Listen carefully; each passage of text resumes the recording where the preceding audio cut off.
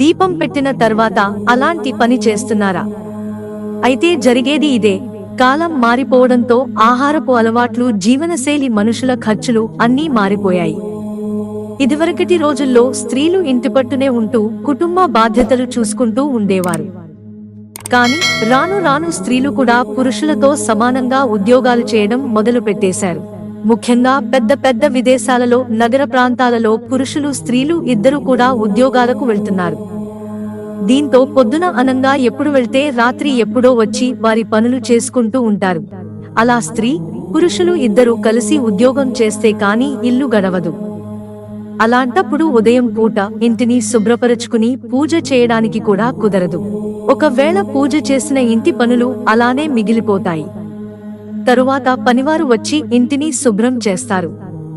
ఆ సంగతి పక్కన పెడితే సాయంత్రం సమయంలో ముఖ్యంగా కొన్ని రకాల పనులు అస్సలు చేయకూడదు. సాయంకాలం సమయంలో దీపం పెట్టిన తర్వాత తెలిసి తెలియకుండా చేసే కొన్ని రకాల తప్పుల వల్ల అనేక రకాల సమస్యలను ఎదుర్కోవాల్సి ఉంటుంది. అలాగే చాలా మంది భార్యలు, భర్తలు ఉదయమే పూజ చేసి ఆఫీస్కు వెళ్లడంతో తర్వాత ఆమె ఇంటిని శుభ్రపరచుకుంటుంది. వాస్తవానికి ఇది సరైనది కాదు అని శాస్త్రం చెబుతోంది.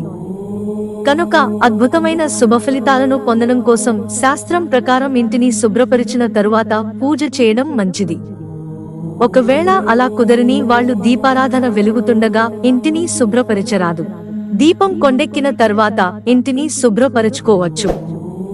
దీపం వెలుగుతుండగా ఇంటిని శుభ్రం చేస్తే దేవతల ఆగ్రహానికి గురవుతాము. ఏ పని చేపట్టినా సకాలంలో జరగదు. అన్నింటిలోనూ నష్టాలు కలిగే అవకాశం ఉంటుంది. కష్టాలు మొదలవుతాయి. ఇలా శాస్త్రానికి విరుద్ధంగా నడుచుకుంటే దేవతలు ఆగ్రహిస్తారు. కనుక ఉదయం తొందరగా లేచి సూర్యోదయానికి కంటే ముందు ఇంటిని శుభ్రపరచుకుని పూజ చేయడం మంచిది. ఉదయం 6 గంటల లోపు పూజ చేస్తే అద్భుతమైన ఫలితాలను పొందుతారు.